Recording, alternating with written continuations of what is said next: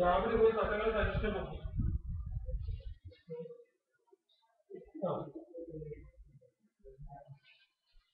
സൂര്യപ്രകാശം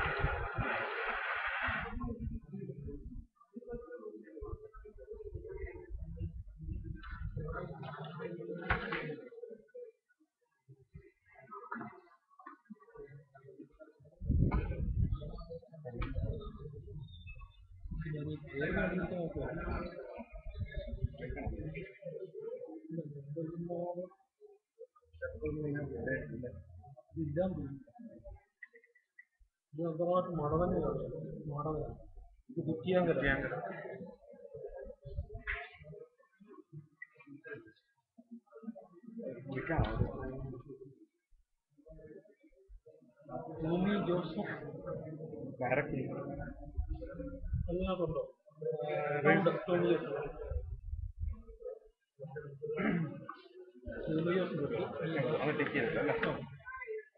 നന്ദകുമാറിനെ കണ്ടില്ല. നന്ദകുമാർ കുറ്റിയാങ്കലാണ്. അല്ല, അത് മണവനെയാണോ? അതാണോ ആള്?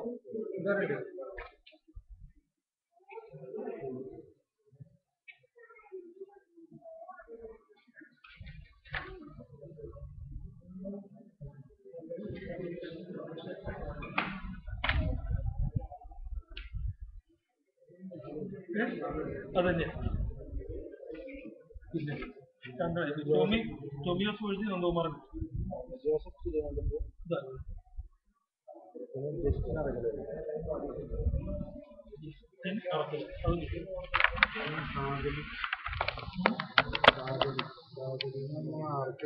സംശയമുണ്ട്.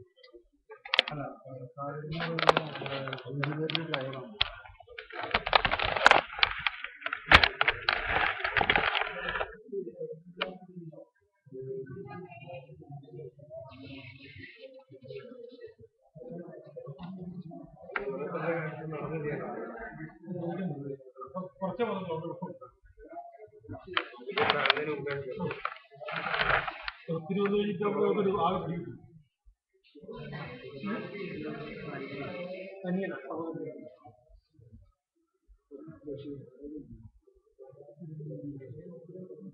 ഇവിടുത്തെ ഭാര്യയുണ്ടോ?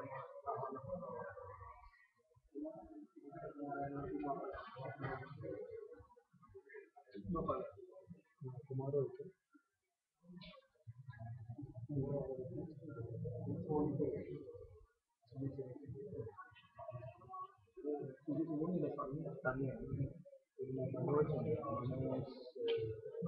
ലിസ്റ്റ് വന്നു.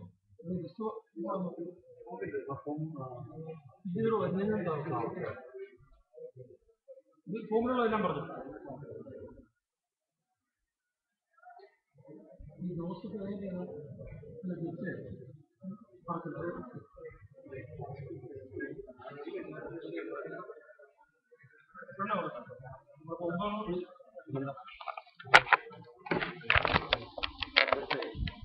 കിട്ടിയല്ലോ.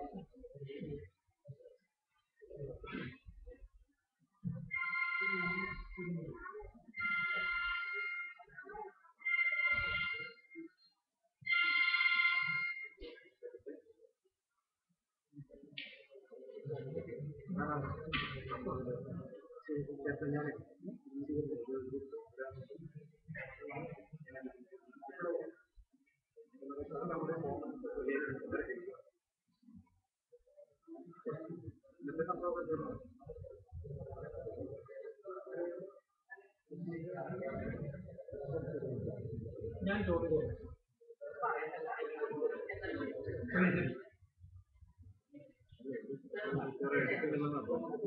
ആ ഫുള്ള് പേടിക്കാത്തില്ല.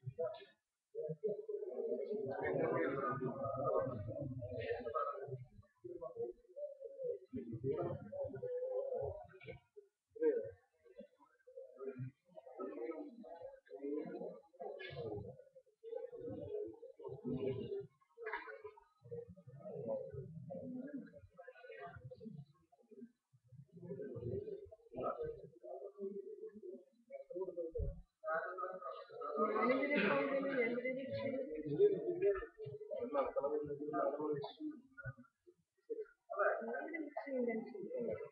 ശിശുപാമ്പത്തിന് ഇരിക്കേണ്ടി വരും.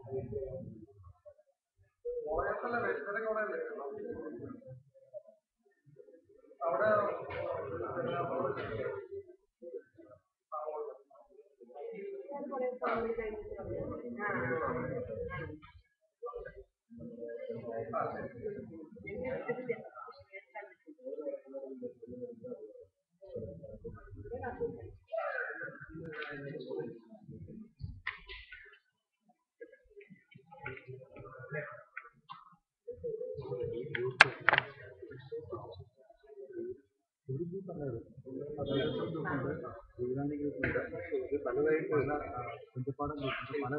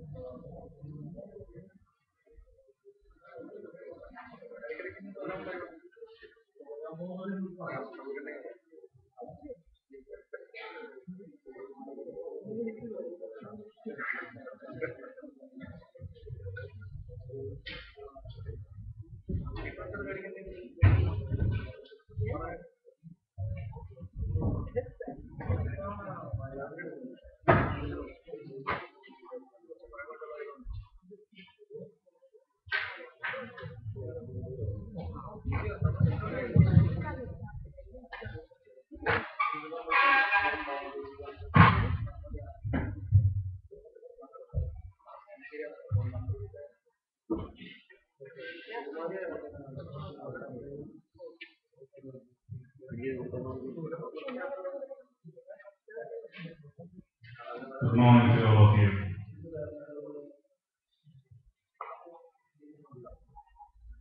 Let us start this program with a silent prayer.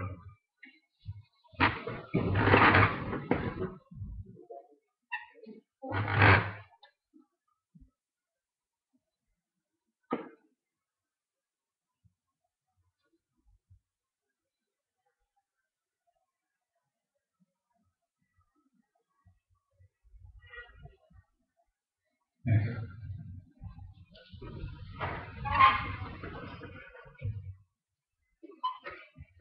ഈ പരിപാടിയുടെ സ്വാഗത പ്രസംഗത്തിനായിട്ട് ഡോക്ടർ ദീപക് മാത്യുവിനെ ക്ഷണിക്കുന്നു.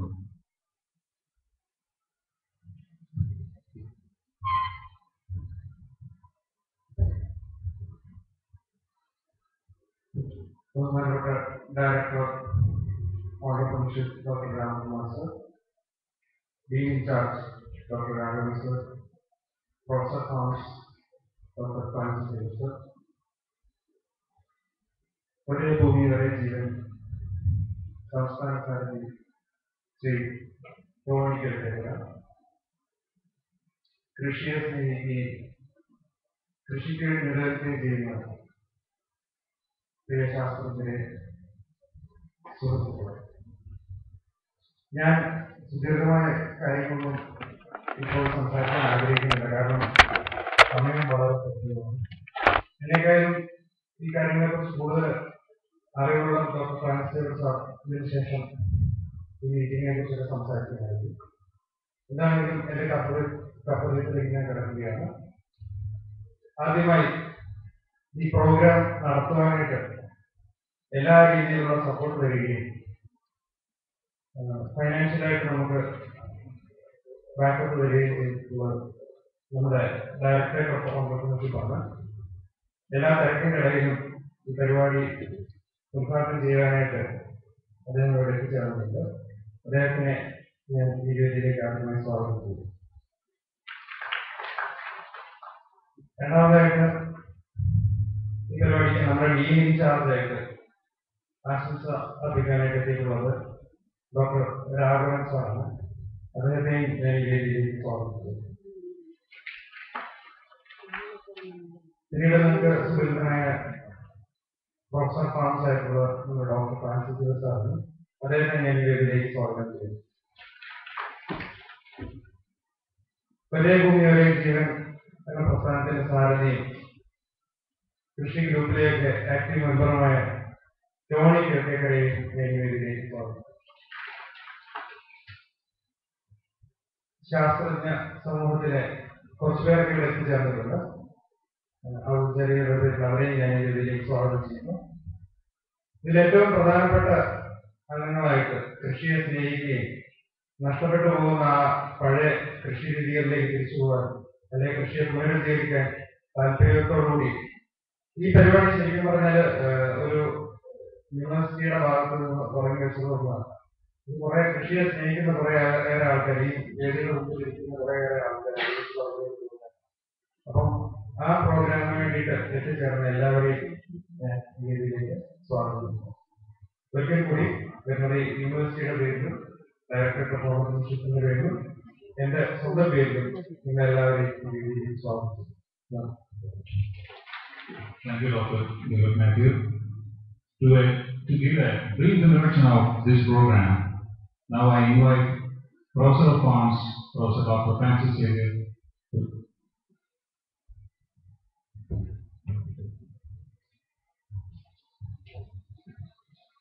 ബഹുമാനിയായ director of entrepreneurship doctor Ramkumar,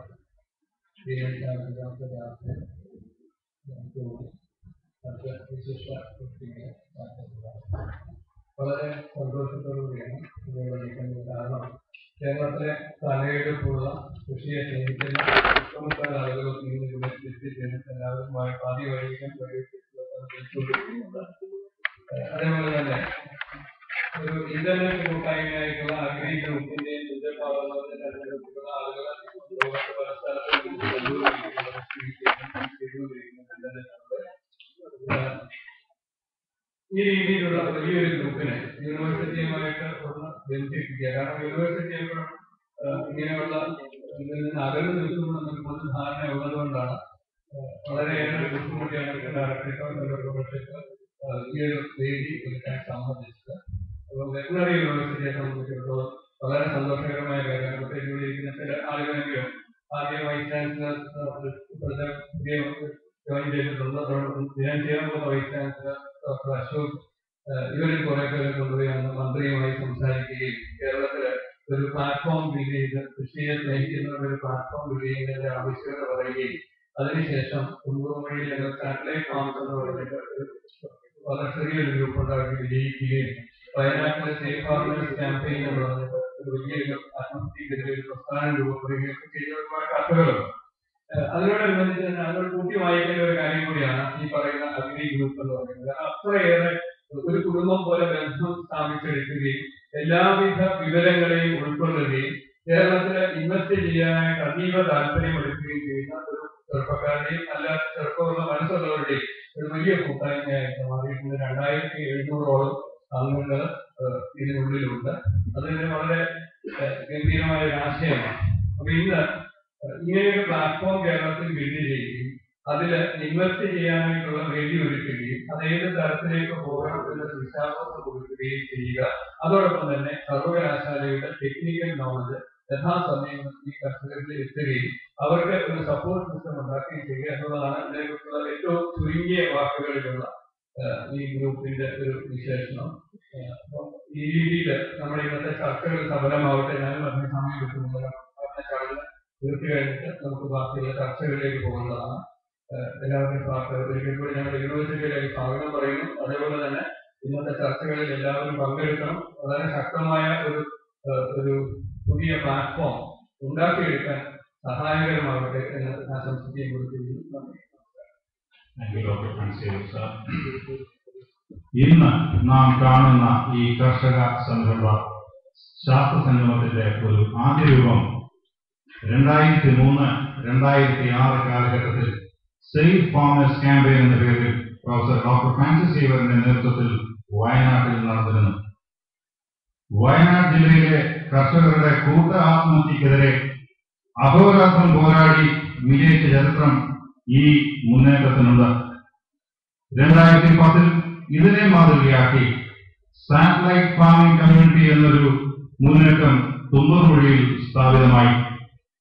2013 നമ്മുടെ പ്രിയങ്കരനായ വൈസ് ചാൻസലർ എൻ അശോക് ഈ മുന്നേറ്റത്തിലെ കർഷകരെ കണ്ട് അഭിനന്ദിക്കുകയും കൃഷിമന്ത്രിയുടെ കാര്യാലയത്തിൽ ഈ പ്രിയപ്പെട്ട കർഷകരെ കൊണ്ടുപോയി ഫലപ്രദമായ ചർച്ചകൾ ചെയ്ത് Kerala veterinary and animal sciences യൂണിവേഴ്സിറ്റിയുടെ പങ്കാളിത്തം ഈ മുന്നേറ്റത്തോടെ തെളിയിച്ചു കൊടുത്തു.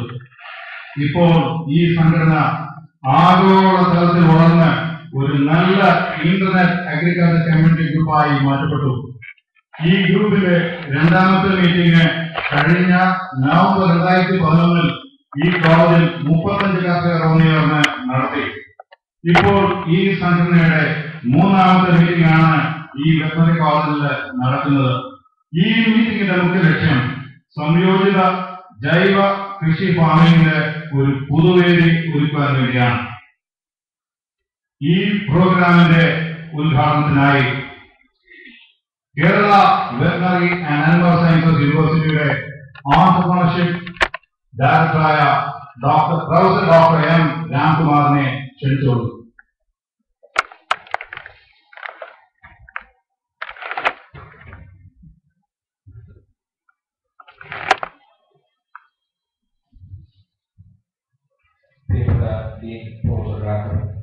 Professor Farms, Dr. Francis Xavier, Sri Rani Prekekara, Professor Suhuslai, Faculty,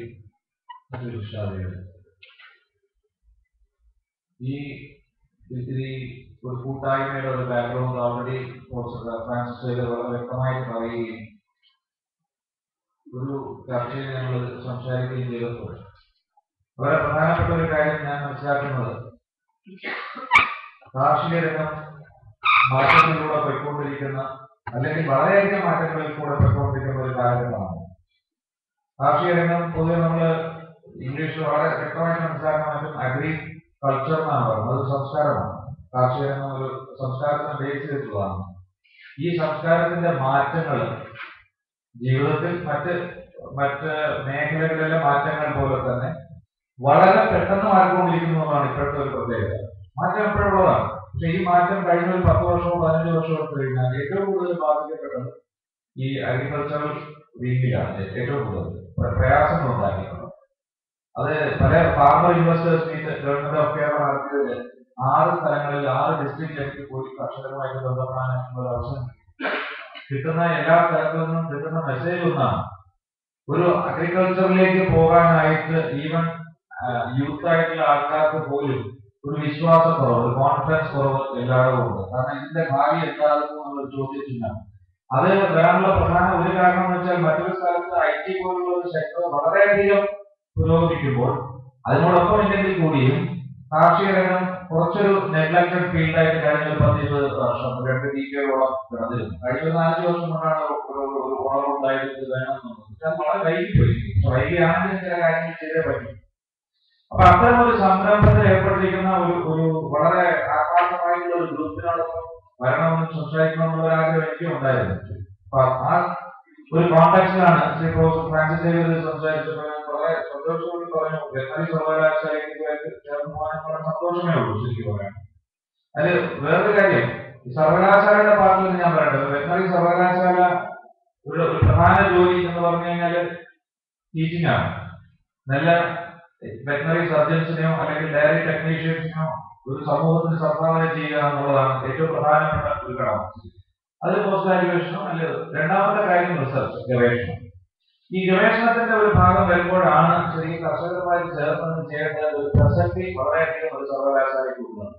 അതാണ് പലപ്പോഴും ഞാൻ ആദ്യം പറഞ്ഞ പോലെ ഒരു 15 വർഷം 20 വർഷം മുമ്പ് വരെ പലപ്പോഴും ഗവേഷണങ്ങൾ പൊതുവെ ഫീൽഡിൽ നടക്കുന്നതുമായിട്ട് ബന്ധപ്പെട്ട ഗവേഷണങ്ങൾ ആകണമെന്നില്ല ചിലപ്പോൾ ഒരു സ്ഥലത്ത് നടക്കുന്നത്. എന്റെ ഒരു കരിയറിൽ ഞാനൊരു 10-20 വർഷം വെളിയിലായിരുന്നു.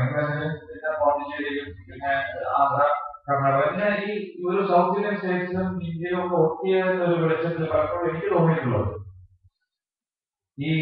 ഈ മാറ്റങ്ങൾ ഉൾക്കൊണ്ടുകൊണ്ട് പുറത്തോട്ട് വന്ന് നമുക്കൊരു കാര്യം ചെയ്യാനായിട്ട് പൊതുവെ ഒരു മടിയുണ്ട്. ആ മടി ബ്രേക്ക് ചെയ്യുന്നവർക്കാണ് പൊതുവെ ആ ഒരു സക്സസ് കിട്ടുന്നത്. ആ മടിക്ക് വരാൻ കാരണം എന്ന് വെച്ചാൽ ഒരു കോൺഫിഡൻസ് ഇല്ലാത്തതുകൊണ്ടാണ്. ഇപ്പൊ ഞാൻ ഒരു കാര്യം ചെയ്തു കഴിഞ്ഞാൽ ഗവൺമെന്റിൽ നിന്ന് എനിക്ക് അതിനുള്ള ഒരു സപ്പോർട്ട് കിട്ടുമോ, ഈ പറയുന്നത് തന്നെ മാറിപ്പോകുമോ 2 വർഷം കഴിഞ്ഞാൽ, ഈ ചേഞ്ച് കൊണ്ട് ഞാൻ ഇറങ്ങിപ്പോയതിൽ എന്തെങ്കിലും വ്യത്യാസങ്ങളുണ്ടോ, അത് ഒരുപാട് എക്സാമ്പിൾസ് ഉണ്ട്. അത് ഈ എക്സാമ്പിൾസ് ആണ് നമ്മളെ ഇതിലേക്ക് പ്രയാസങ്ങൾ ഉണ്ടാക്കുന്നത്. ഇപ്പൊ ഫാനിലെ മുതൽ ഒരുപാട് കാര്യങ്ങൾ എടുത്തു കഴിഞ്ഞാൽ ഓരോന്നിലും ഉണ്ടായ മാറ്റങ്ങൾ നമുക്ക് മനസ്സിലാക്കാൻ സാധിക്കും. അപ്പൊ ഈ കർഷകർക്ക് കോൺഫിഡൻസ് കൊടുക്കുക എന്നുള്ളതാണ് ഏറ്റവും പ്രധാനപ്പെട്ട കാര്യം. ഈ കോൺഫിഡൻസ് കൊടുക്കുന്നതിൽ, ഈ ഒരു ആത്മധൈര്യം കൊടുക്കുന്നതിൽ സർവകലാശാലയ്ക്ക് വലിയൊരു പങ്കും നമുക്ക് വിശ്വസിക്കുന്നതാണ് ഞാൻ. കാരണം ഗവൺമെന്റിനെക്കാട്ടിലും ഈ പറയുന്നത് പോലെ ഫീൽഡ് ലെവലിൽ നടക്കുന്ന ചില പ്രശ്നങ്ങൾ കർഷകർക്കുണ്ടെങ്കിൽ ആ പ്രശ്നങ്ങളിൽ ഏതൊക്കെ പ്രശ്നങ്ങൾക്ക് യൂണിവേഴ്സിറ്റിയിൽ നിന്ന് സഹകരണം കിട്ടാം. ഉദാഹരണത്തിന് ഗവേഷണത്തിന്റെ തലത്തിൽ കിട്ടാം ഒരു സഹകരണം. ഫീൽഡിൽ ഞാൻ പിന്നെ അതിന്റെ പ്രശ്നങ്ങളുണ്ട്, ഇതിന് തക്കതായിട്ടുള്ള ഒരു ഗവേഷണം നിങ്ങൾക്ക് ചെയ്തുകൂടെ, തീർച്ചയായിട്ടും ആലോചിക്കാൻ പറ്റുന്ന കാര്യമാണ്. പക്ഷെ പലപ്പോഴും ഒരു ഇന്റർഫേസിലൂടെ അല്ലെങ്കിൽ ഒരു മുഖാമുഖം പരിപാടിയിലൂടെ ഈ കർഷകരും ശാസ്ത്രത്തിൽ കാണുന്നത് വളരെ കുറവാണ്. കൂടിക്കൊണ്ടിരിക്കുന്നത്. അങ്ങനെ വന്നാലേ ഈ അങ്ങോട്ടും ഇങ്ങോട്ടുള്ള പ്രശ്നം എന്താണ്, ഈ രണ്ടുപേർക്കും ആവശ്യമാണ്. ശാസ്ത്രജ്ഞർക്കും ന്യായമായിട്ട് ഉപയോഗപ്രദമായിട്ടുള്ള ഗവേഷണം നടത്തുന്നതിന് ഈ കർഷകരുമായിട്ടുള്ള ഒരു അഭിമുഖം എപ്പോഴും ആവശ്യമാണ്. കർഷകർക്കും അവരുടെ പ്രശ്നങ്ങൾ എന്താണെന്ന് നിങ്ങൾ ഏത് ഗവേഷണം ചെയ്താൽ ഞങ്ങൾക്ക് പ്രയോജനം ഉണ്ടാകുമെന്ന് പറയുന്നതിനും ഈ അഭിമുഖം ആവശ്യമാണ്.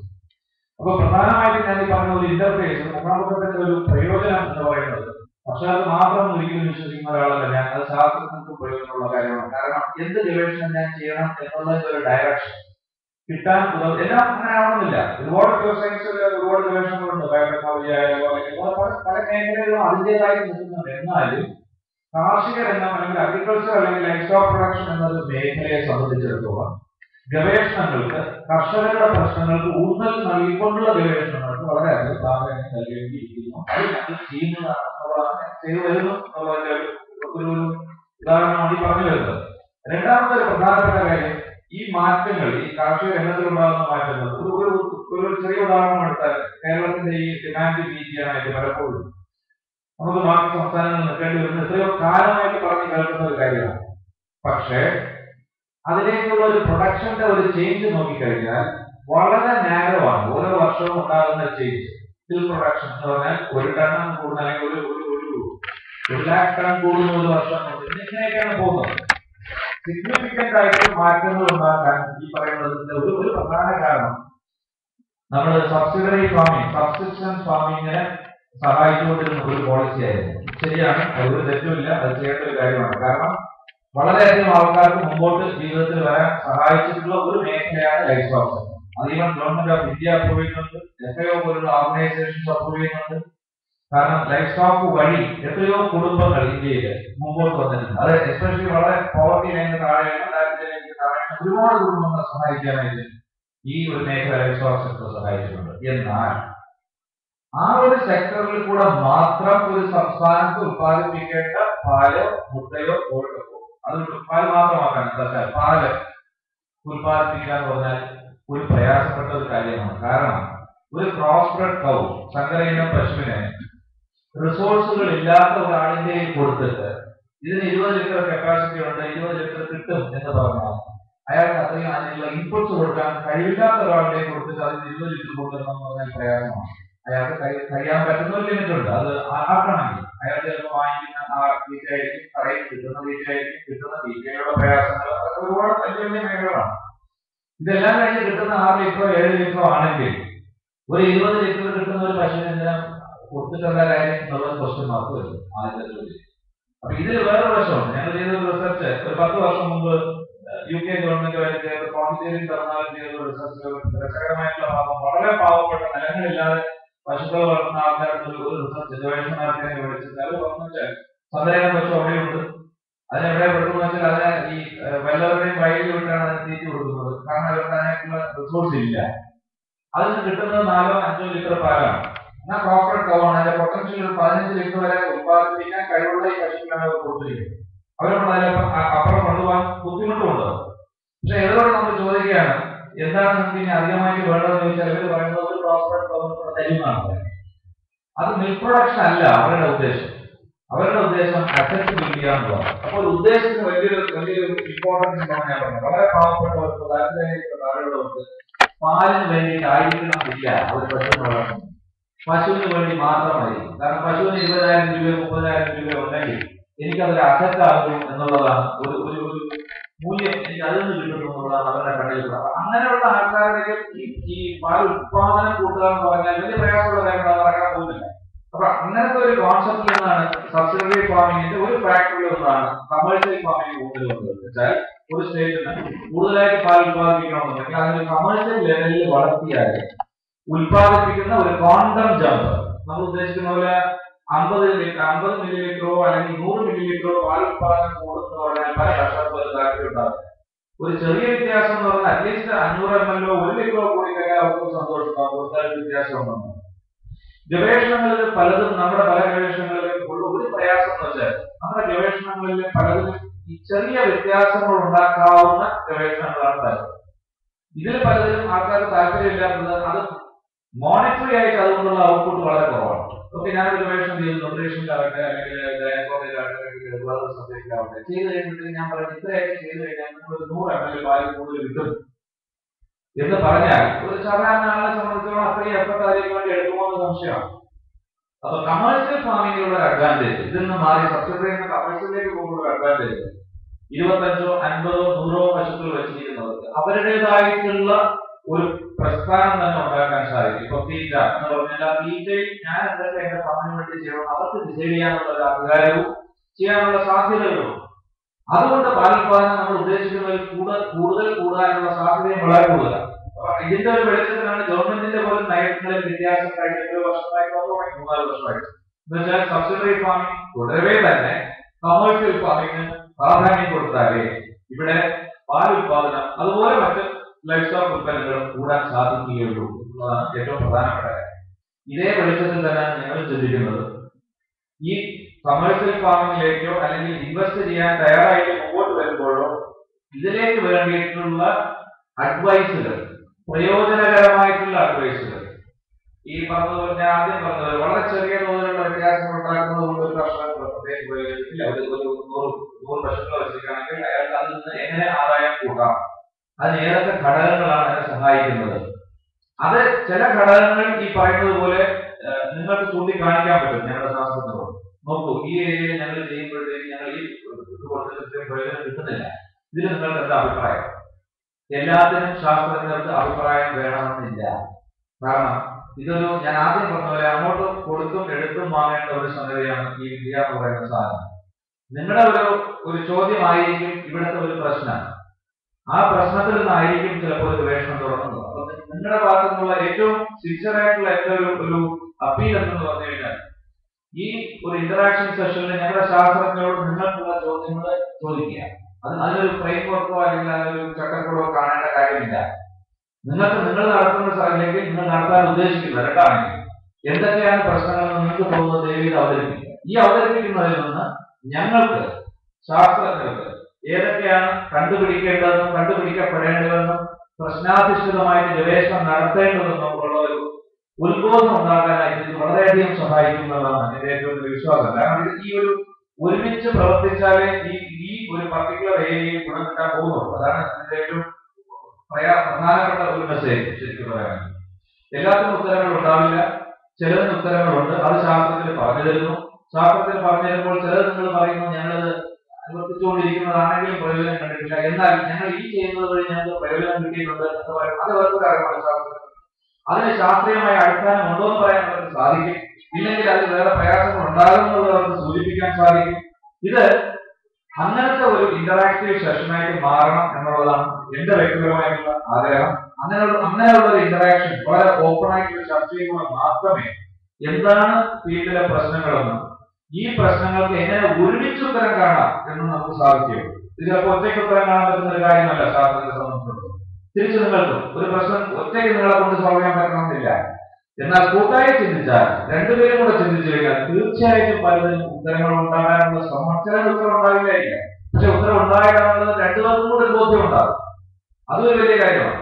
ഇല്ലെങ്കിൽ ഒരാൾ എപ്പോഴും വിചാരിക്കും എനിക്ക് ഉത്തരവുണ്ട്, ശാസ്ത്രം വിചാരിക്കുന്ന എന്തെങ്കിലും ഉത്തരവുണ്ട്, എന്തുകൊണ്ട് കർഷകൻ ചെയ്യുന്നില്ല. അതേസമയം ഈ കൂട്ടായ്മയിൽ നിന്ന് മനസ്സിലാവുന്നത് പറഞ്ഞു കൊടുക്കുമ്പോൾ കർഷകർ പറയാറുണ്ട് നിങ്ങൾക്ക് പറയാൻ എളുപ്പമാണ്, പക്ഷെ ഞങ്ങൾക്ക് ഇങ്ങനെ പ്രശ്നങ്ങളുണ്ട് എന്ന് പറയുമ്പോൾ ശാസ്ത്രജ്ഞനും മനസ്സിലാക്കുന്നു ഞാൻ ഈ കണ്ടെടുത്ത അല്ലെങ്കിൽ കണ്ടുപിടിച്ച ഈ ഗവേഷണ ഫലങ്ങൾ പ്രാവർത്തികമായിട്ട് ഫീൽഡിൽ അപ്ലൈ ചെയ്യാനായിട്ട് പ്രയാസങ്ങളുണ്ടെന്നുള്ളത് ഇദ്ദേഹത്തിന് മനസ്സിലാകും. ഈ മനസ്സിലാക്കൽ രണ്ടുപേർക്കും കൂടെ വരുമ്പോൾ പിന്നെ അതിനെക്കുറിച്ചൊരു ഡിബേറ്റ് വരുന്നില്ല. രണ്ടുപേർക്കും മനസ്സിലാകുന്നുണ്ട്, ഇതിന്റെ അഡ്വാൻറ്റേജസ് മനസ്സിലാകുന്നു, ഇതിന്റെ ഡിസഡ്വാൻറ്റേജ് മനസ്സിലാകുന്നു. ഇതാണ് ഈ കൂട്ടരുമയോടുകൂടി ഉള്ള ഒരു ചർച്ചയുടെ ഒരു പ്രധാന അതിന്റെ ഒരു ഭാഗമായിട്ടാണ് നമ്മൾ ഇതിനെ കാണുന്നത്.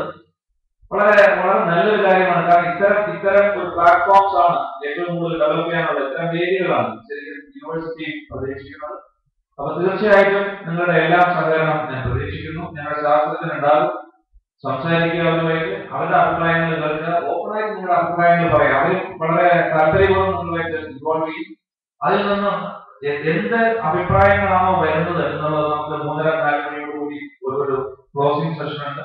ആ സെഷനിൽ നിന്ന് കിട്ടുന്ന കുറച്ച് കാര്യങ്ങൾ എടുത്തു കഴിഞ്ഞാൽ അതിൽ നിങ്ങളുടെ ക്രിയേറ്റീവ് ആയിട്ടുള്ള എന്തെങ്കിലും അഭിപ്രായങ്ങൾ വരുന്ന അഭിപ്രായങ്ങളെ തീർച്ചയായിട്ടും സർവകലാശാല വളരെ സീരിയസ് ആയിട്ട് കാണുകയും അതാത് കേന്ദ്രങ്ങളിൽ അത് അറിയിക്കുകയും അതിനു വേണ്ടി എന്ത് ചെയ്യാൻ സാധിക്കും എന്നുള്ളതിനെ കുറിച്ച് ആരായും എന്റർപ്രണർഷിപ്പ് ഡിവിഷൻ സംശയം വേണ്ട.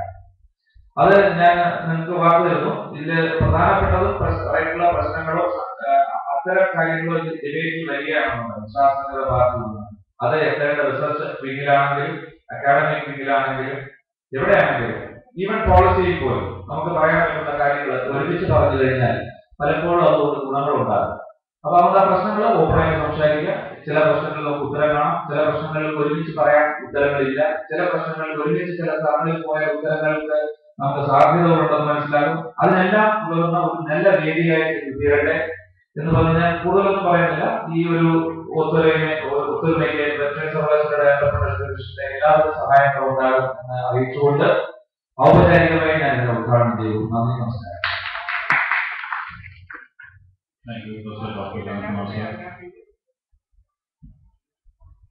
ഈ പ്രവർത്തന കർമ്മ പരിപാടിയുടെ ആശംസ പ്രശംസനായിട്ട് ഈ കോളേജിന്റെ dean doctor K C Raghavan സാറിനെ ക്ഷണിച്ചു.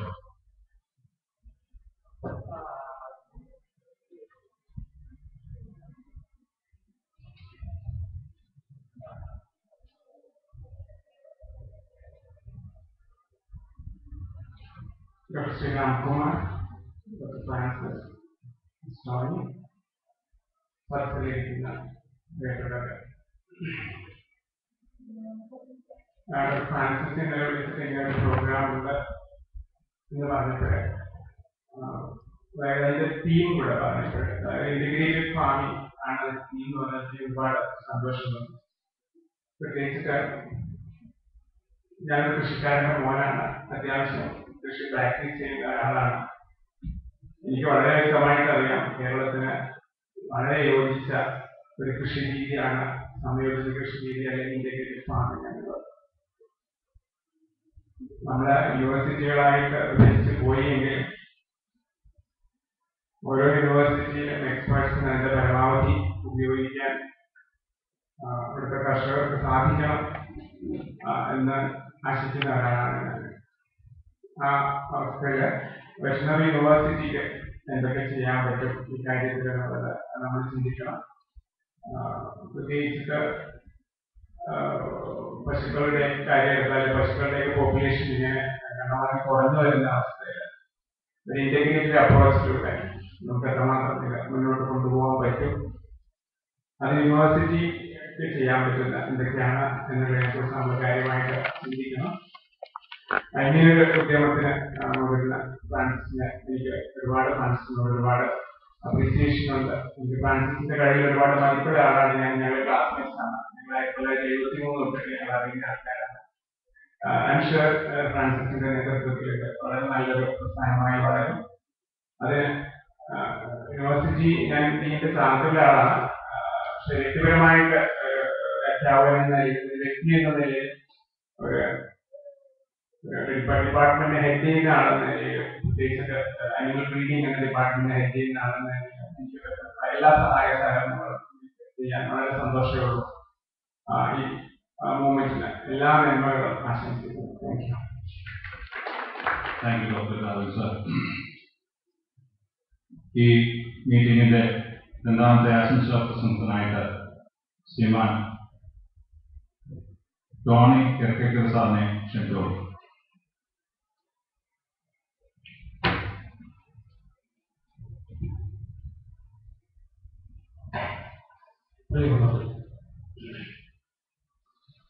ഞാനിപ്പോൾ പ്രവർത്തിക്കുന്നത് ഈ അറിയിക്കുന്ന ആൾക്കാരുടെ പ്രതിനിധികളായിട്ടാണ്. കൃഷിയെ സ്നേഹിക്കുന്ന, കേരളത്തിലെ കാർഷിക മേഖല തിരിച്ചു പിടിക്കണമെന്ന് ആഗ്രഹിക്കുന്ന, അതിന് എന്ത് ചെയ്യാൻ കഴിയുമെന്ന് ഒരു ആശങ്ക മനസ്സിലുള്ള കുറച്ച് ആൾക്കാർ, അതിൽ ഇന്നോട് എത്താൻ പറ്റുന്ന ആൾക്കാരാണ് ഇവിടെ എത്തിയിരിക്കുന്നത്. അവരുടെ ഒരു പ്രതിനിധി നിലയ്ക്ക് മാത്രം കരുതുന്നത് രണ്ട് കാര്യം മാത്രമേ എന്നോട് പറയാനുള്ളൂ. സർവകലാശാല, വെറ്ററിനറി സർവകലാശാല എടുത്ത ഞങ്ങൾ നിർവഹിക്കുന്നത് അതിനാദ്യമായിട്ടൊരു നന്ദി പ്രകടിപ്പിച്ചുകൊണ്ട്. കാരണം എന്നും ഡോക്ടർ രാംകുമാർ സാർ പറഞ്ഞതുപോലെ ഇന്ന് യൂണിവേഴ്സിറ്റി റിസർച്ച് വിഭാഗങ്ങൾ കർഷകരിൽ നിന്ന് അകന്നു നിൽക്കുന്ന ഒരു കാലഘട്ടമായിരുന്നു ഇതുവരെ ഉണ്ടായിരുന്നത്. ഇന്നും നമ്മുടെ വെറ്ററിനറി യൂണിവേഴ്സിറ്റിയേക്കാൾ മുമ്പിൽ കർഷകരുമായിട്ട് അടുക്കേണ്ടിയിരുന്ന കാർഷിക യൂണിവേഴ്സിറ്റി, അഗ്രികൾച്ചർ യൂണിവേഴ്സിറ്റി വരെ അനങ്ങിയിട്ടുണ്ട്. അതൊക്കെ വരുന്നതിന് മുമ്പ് തന്നെ വെറ്ററിനറി യൂണിവേഴ്സിറ്റി ഇതിനിടയിൽ ഒരുങ്ങി കർഷകരുമായി ഉള്ള സംവാദത്തിനും അല്ലെങ്കിൽ കർഷകരുടെ പ്രശ്നങ്ങൾ പരിഹരിക്കുന്നതിനുള്ള നടപടികൾക്ക് വേണ്ട പിന്തുണ തരാൻ തുടങ്ങിയതിന്റെ ഞങ്ങൾക്ക് വളരെ സന്തോഷമുണ്ട്. അതിന് ഞങ്ങളുടെ നന്ദി ആദ്യം രേഖപ്പെടുത്തുന്നത്. ഒന്നാമത് ഇത് അടുത്ത സെഷൻ നമ്മൾ കാര്യമായി ചർച്ചയിലോട്ട് നീങ്ങുകയാണെന്ന് കൂടുതൽ ഇതിനെക്കുറിച്ച് പറഞ്ഞ സമയം കളയുന്നില്ല. എന്തായാലും doctor Ramkumar, doctor Raghavan, doctor Francis ഞങ്ങളുടെ കർഷക സമൂഹത്തിന്റെ അല്ലെങ്കിൽ കർഷക സമൂഹത്തിന്റെ നന്മയെക്കുറിച്ച് ആശങ്കയുള്ള ഇവിടെ കൂടുന്നവരുടെ, ഇതിന് പിന്നണിയിൽ പ്രവർത്തിക്കുന്നവരുടെ നന്ദി ഞാൻ രേഖപ്പെടുത്തുന്നു. Thank you sir. അടുത്തത് ചായക്കുള്ള ബ്രേക്കാണ്.